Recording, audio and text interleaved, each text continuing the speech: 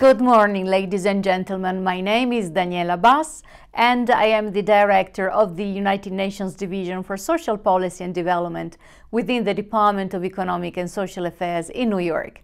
As a co-organizer of this meeting, and on behalf of the United Nations, I'm very pleased to welcome you to this expert group meeting on disability and development.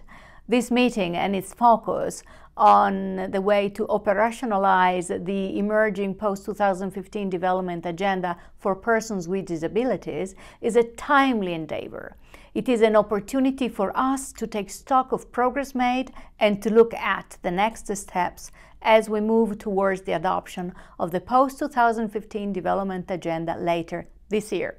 The meeting also offers an opportunity to begin to focus on what I consider now to be the most important aspect of the emerging international development framework: how to translate the vision and goals of this ambitious agenda into tangible outcomes for persons with disabilities. So for this meeting, we have brought together a broad range of experts from across the globe, and I hope that the diverse backgrounds and expertise of you all will contribute to the formulation of a very dynamic and innovative set of recommendations. Ladies and gentlemen, we have come a long way in the area of disability and development. In 2013, a high-level meeting on disability and development was convened by the General Assembly, involving heads of state and governments to advance disability in development. At that meeting, member states adopted a clear statement reiterating the importance of giving due consideration to persons with disabilities in development, including the emerging post-2015 development agenda. In addition to the outcome of the high-level meeting, existing normative frameworks on disability, such as the United Nations Convention on the Rights of Persons with Disabilities, have been widely endorsed by the international community. We have also seen the international community increasingly voice deep concern over growing inequalities and social exclusion. It is impossible to genuinely achieve internationally agreed development goals without addressing the rights, well-being, and perspectives of persons with disabilities. This has been strongly articulated in the processes leading to the drafting of the post-2015 agenda, and I am very pleased to note that disability is embodied in the emerging agenda and is reflected in a number of the draft goals and targets. In spite of this progress in international commitments, a gap between policy and practice continues to exist.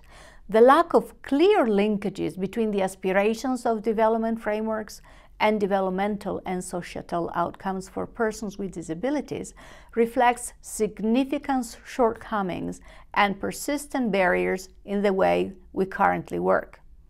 The post-2015 development agenda offers many opportunities for a new way of working by placing people at its center and integrating the economic, social, and environmental dimensions of development in a comprehensive framework. The international community is facing new and diverse opportunities as well as challenges, and in this regard, significant demands on the United Nations and member states are anticipated in the coming years. To realize the ambitious agenda as we move forward, we need to ensure that lessons learned from experiences in the implementation of the MDGs and other international agreed development goals are taken on board. We also need to prepare ourselves for the future challenges by reviewing existing mechanisms, processes, institutions, and partnerships to determine where and how they can be strengthened to promote disability in development. And this meeting, over the next few days, is expected to support this process.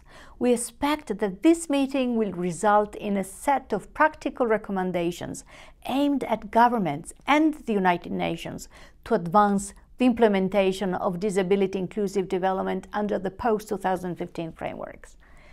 These recommendations should be designed to strengthen and guide future development work in the area of disability and development. The outcome of this meeting will also feed into the forthcoming panel discussion of the General Assembly, which is being held in follow-up to the high-level meeting on disability and development. So, I wish you all the best for the coming days in this endeavor and look forward to receiving the results from this meeting.